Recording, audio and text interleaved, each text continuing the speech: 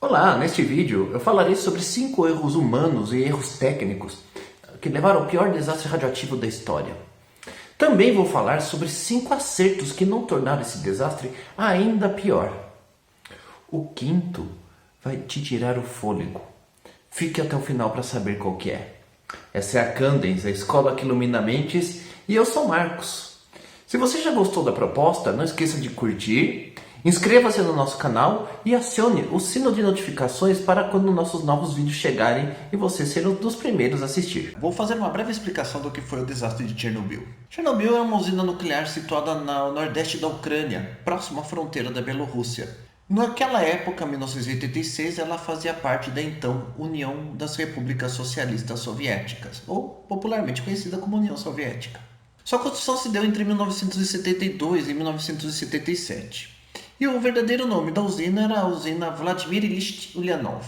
Ela foi construída no momento histórico da Guerra Fria, um período ocorrido entre o final da Segunda Guerra Mundial até a queda do Muro de Berlim em 1989. Naquele momento, a União Soviética era dirigida por Mikhail Gorbachev, que tinha um plano reformista de abertura do regime comunista soviético por meio da Glasnost e da Perestroika.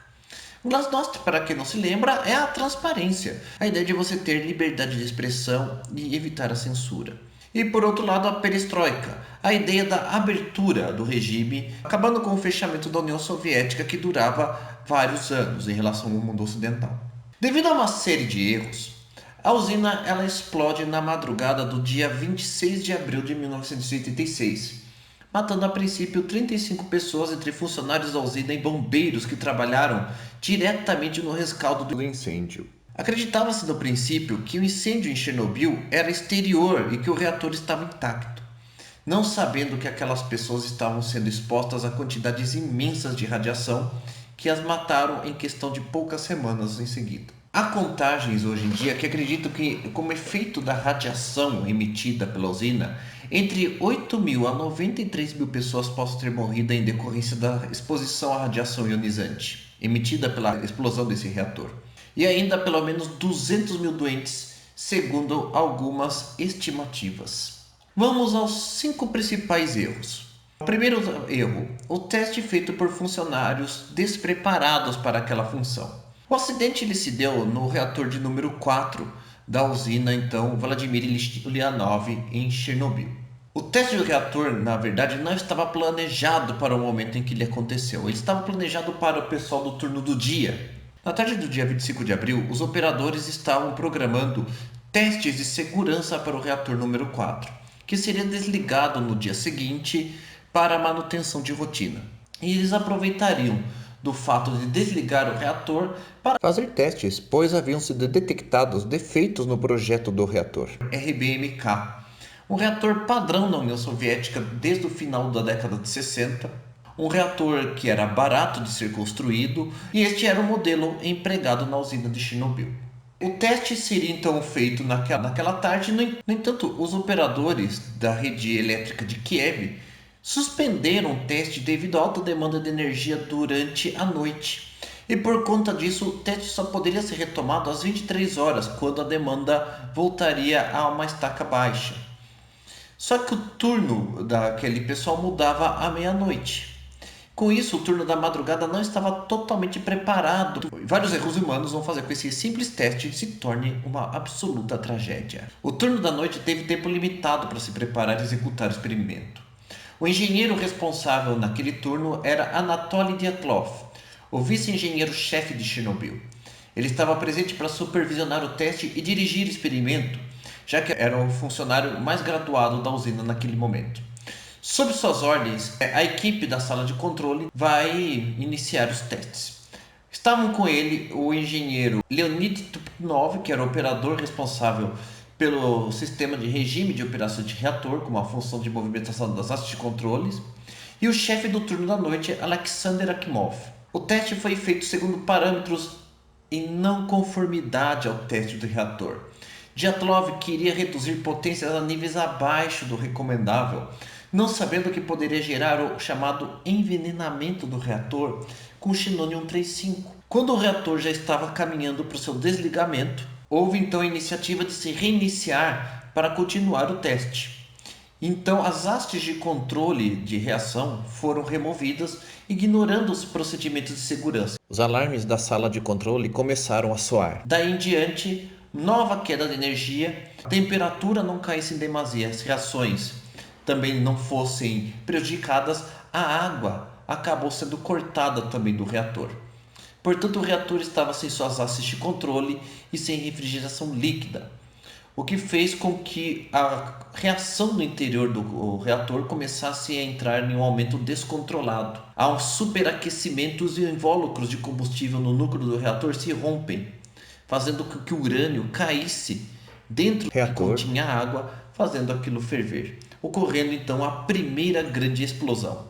Esta explosão de vapor arranca a tampa de 1.200 toneladas, deixando o núcleo exposto. Segundos depois, uma segunda explosão arranca o teto da usina. Ela é causada então pela reação do grafite inflamado e do hidrogênio que explode dessa reação química. Essa segunda explosão que arranca o teto arremessa uma quantidade gigantesca de elementos radioativos para a atmosfera, e nos arredores da usina vários detritos radioativos vão ser jogados. O núcleo do reator continuaria flamejante durante 2 semanas. Os bombeiros da cidade próxima, Pripyat, são chamados para a contenção do incêndio, que até aquele momento ninguém sabia que dimensão teria. Portanto, o segundo erro foi o autoritarismo de Dyatlov, que simplesmente não seguiu os protocolos de segurança, não ouviu os alertas de seus subordinados e não se atentou aos próprios alarmes de segurança da usina, contando unicamente com sua experiência e com sua voz de comando para manter os testes em andamento. Há ainda um terceiro erro. O erro ocorreu a 1h23 da manhã, segundos antes da explosão do reator. Conforme registrado no sistema de controle, foi iniciado um desligamento de emergência do reator quando o experimento foi encerrado. O desligamento se deu com o pressionamento do botão ASI5, que era o desligamento de emergência do reator, que efetuava o encerramento imediato da reação de fissão.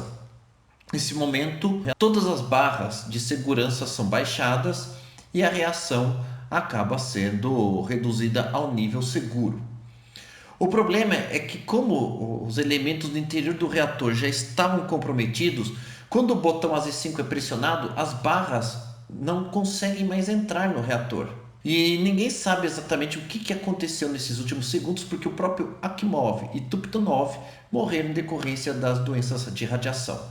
Apenas o engenheiro-chefe Dyatlov sobreviveu e foi julgado em seguida. O botão ASI5, ao ser pressionado, na realidade acabou piorando a situação, pois ao baixar todas as barras que tinham pontas de grafite na sua composição, elas acabam levando a uma aceleração repentina da reação no momento que elas tocam o reator.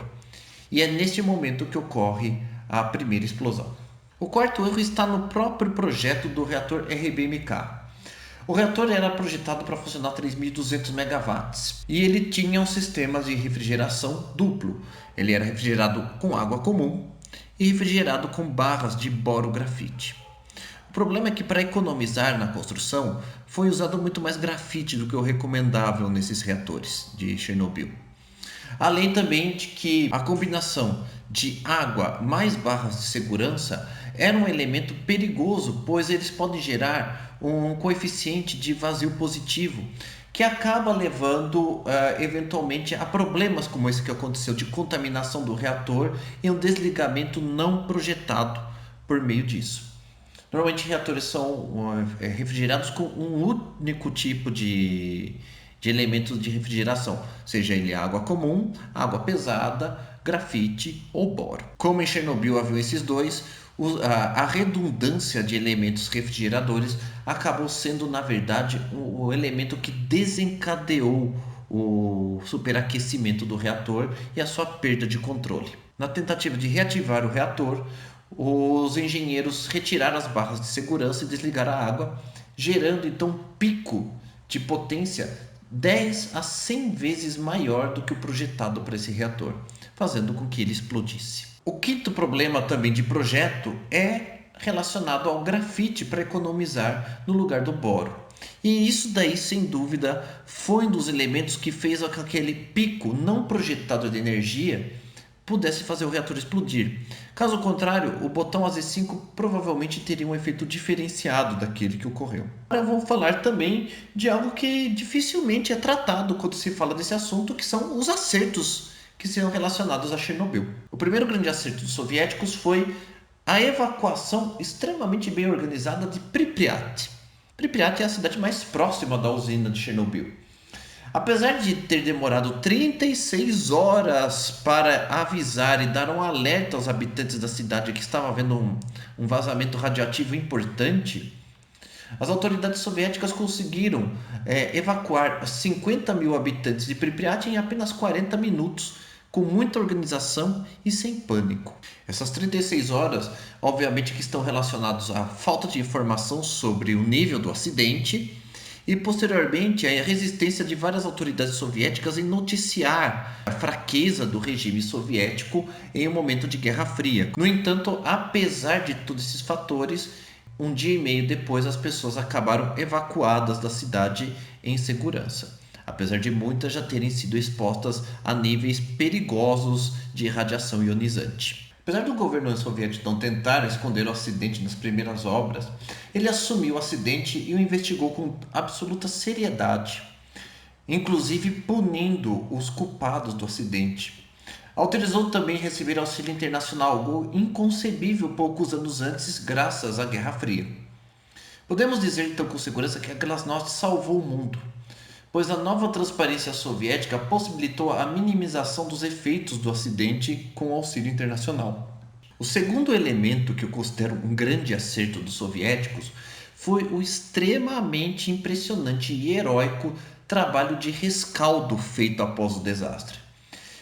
É o trabalho dos chamados liquidadores, como ficaram conhecidas as pessoas responsáveis por limpar os elementos radioativos que surgiram como resultado do acidente ao redor da usina e em todas as áreas contaminadas da região.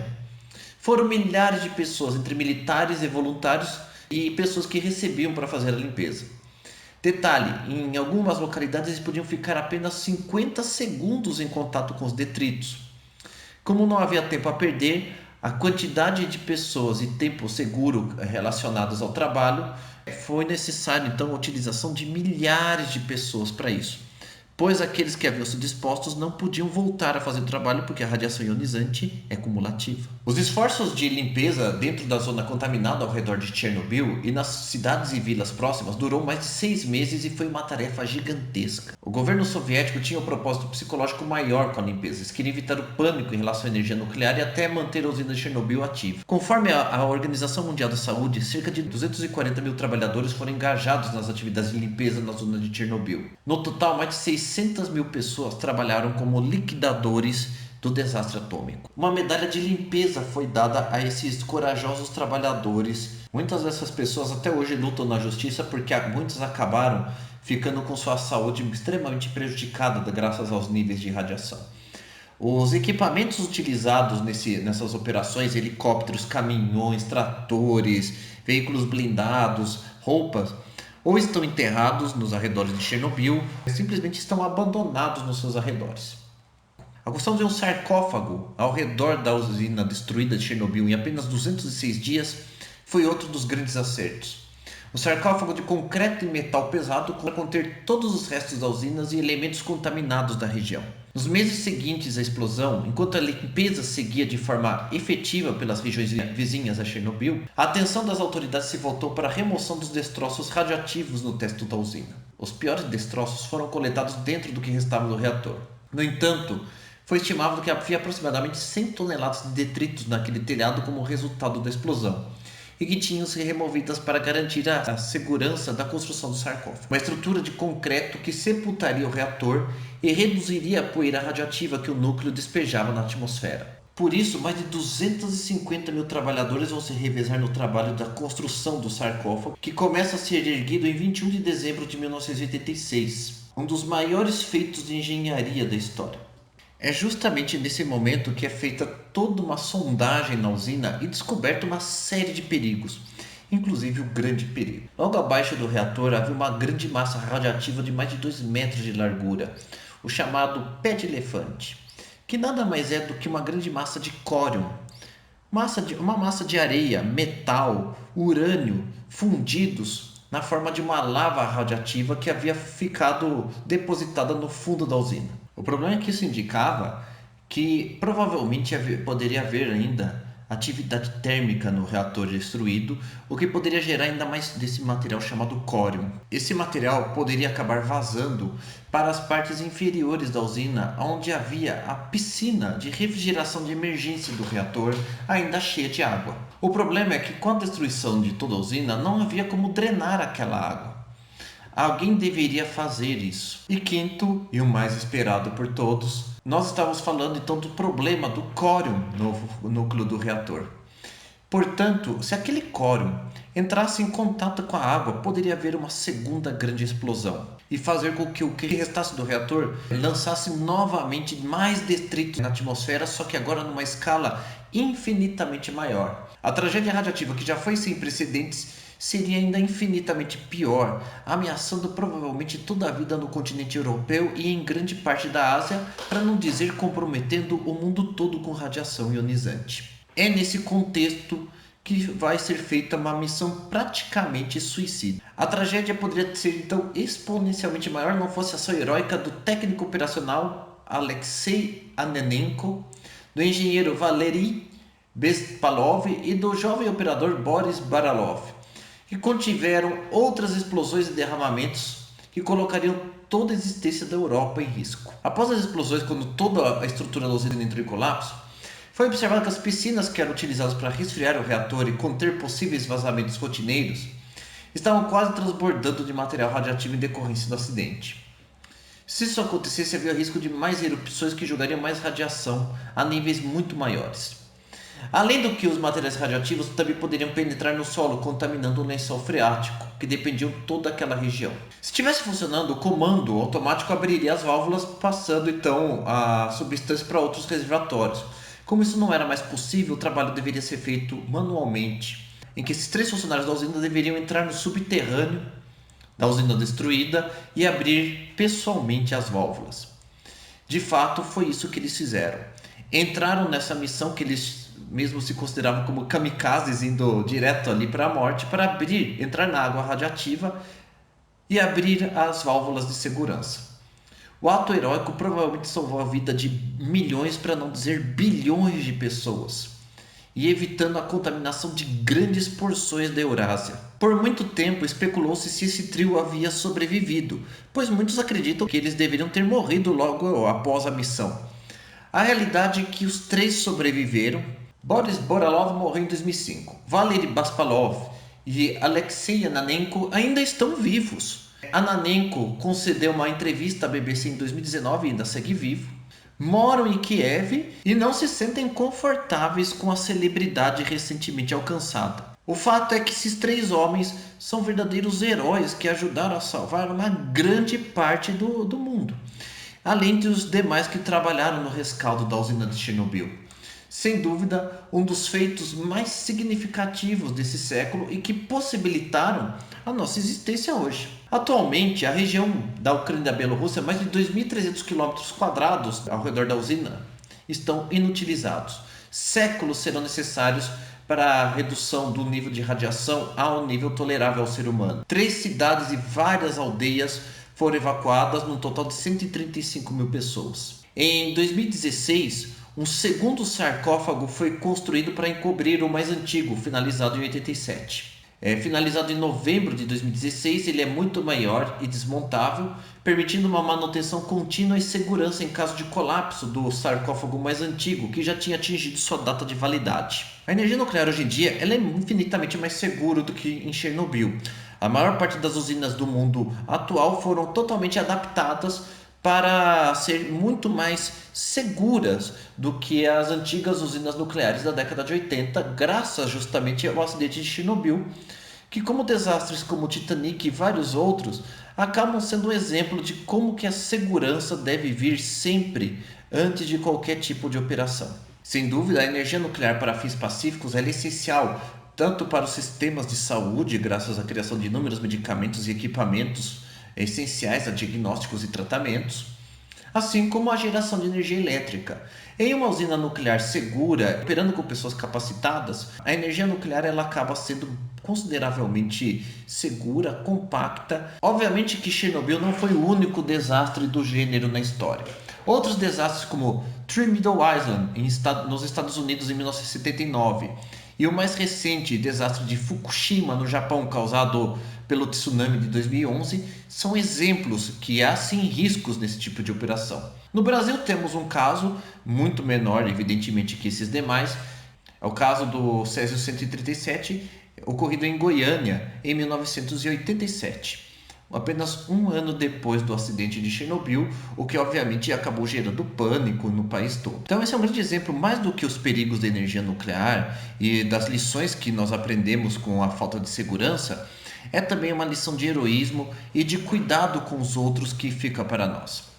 Se você gostou desse vídeo, não esqueça de se inscrever no nosso canal, dê o seu like e compartilhe com seus amigos que se interessem por este assunto. E nos vemos numa próxima. Tchau, tchau, pessoal!